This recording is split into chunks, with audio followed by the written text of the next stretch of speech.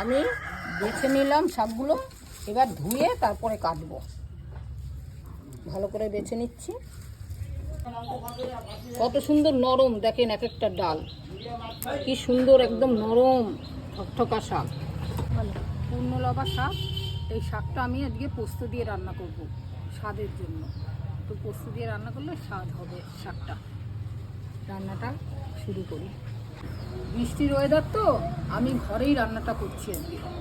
রান্নাটা কি করে করছি দেখতে থাকুন। একটা ননস্টিক কড়াই বসিয়ে নিলাম। আমি এখন সর্ষের তেল দিয়ে দিচ্ছি, কয়টা শুকনো লঙ্কা, কালো জিরে দিয়ে দিলাম, শাকগুলো দিয়ে দিচ্ছি।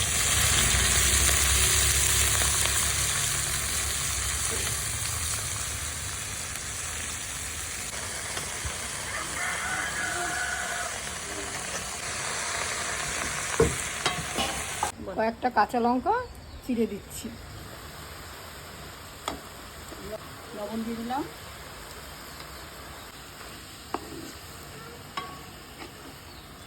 শাকটা সিদ্ধ হয়ে যাবে, প্রচুর জল ছেড়ে দিয়ে একটা ঢাকনা দিয়ে ঢেকে দিলাম।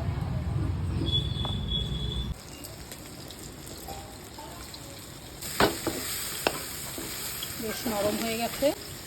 পোস্ত দিয়ে দিচ্ছি কিছুটা,